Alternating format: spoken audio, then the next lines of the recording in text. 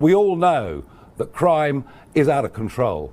So much so that here in London, men don't wear watches, women don't wear jewellery, and don't get your mobile phone out, otherwise somebody on a moped will take it.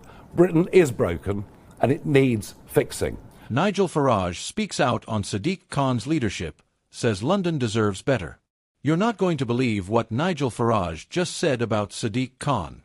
It happened during a live interview and the room went absolutely silent when he dropped his first line. Farage, never one to hold back, spoke with the confidence of someone who's seen this moment coming for years. And whether you agree with him or not, what he said about the state of London's leadership hit a nerve not just in politics, but with ordinary Londoners who feel things have gone seriously off course. He started calmly, but within minutes, his tone sharpened. You could almost feel the frustration, not the over-the-top kind, but that quiet, deep sense of enough is enough. Then came the line that's now being replayed all over social media. London doesn't need more slogans, it needs leadership. And just like that, the debate reignited. The interview was part of a new political segment that invited public figures to reflect on Britain's changing political climate, from migration to cost of living to urban safety. When Farage was asked what he thought of London's current state under Mayor Sadiq Khan, he didn't dodge. He said plainly that the city feels less safe, less proud, and less united than it used to. Now you can argue that Farage's words are often controversial. But this time, there was something different. He wasn't just criticizing, he was diagnosing. He said Londoners are tired of feeling talked at instead of listened to. That ordinary people's concerns are drowned out by political posturing.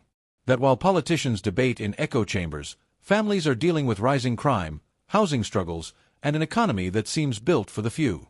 Leadership isn't about making speeches, Farage said.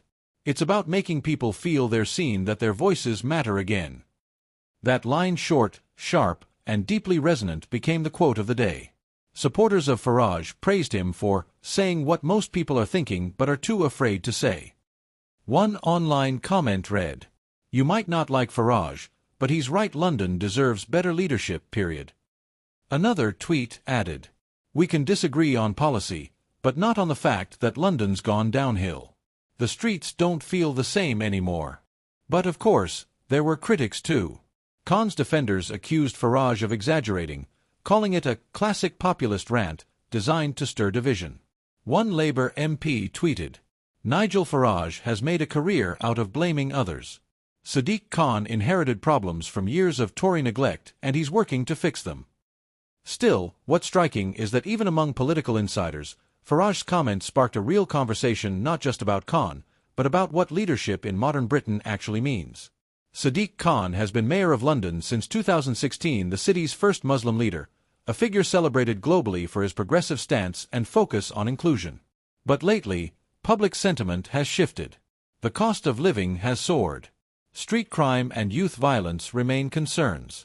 And the controversial ULEZ expansion, the ultra-low emission zone, has split the city between those who see it as essential environmental policy and those who see it as another tax on working people. That's the backdrop. Farage was tapping into a sense of fatigue, of being unheard. And whether he's genuinely concerned or politically strategic, his timing couldn't have been better.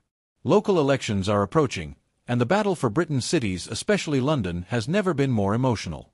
During the interview, the host pressed him, "So Nigel, if you were in Khan's shoes right now, what would you do differently?"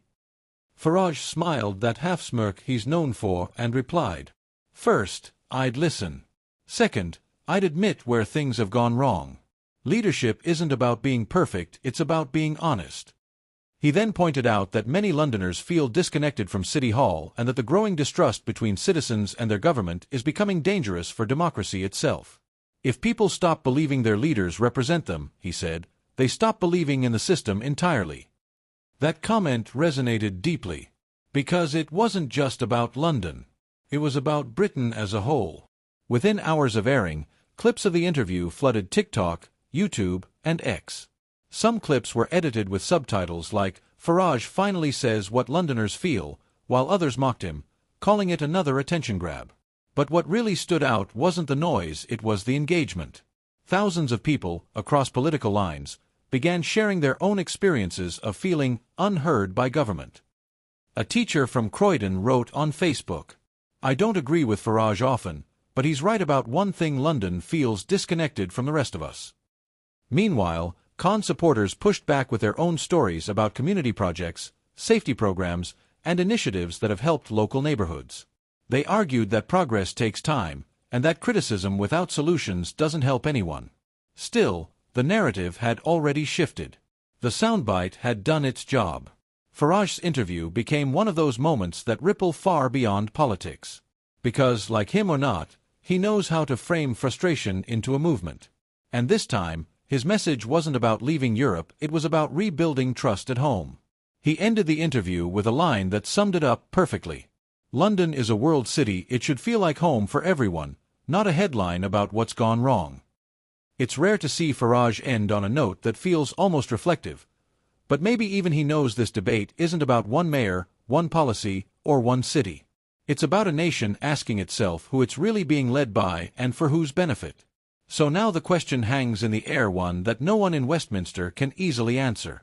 If Nigel Farage can stir this much discussion just by pointing out London's cracks, what happens when more people start asking the same uncomfortable questions? Because this isn't just about politics anymore. It's about perception, it's about trust, and most of all it's about leadership. What happens next may be the real story. And the question remains, if this is just the beginning, how much deeper does it go?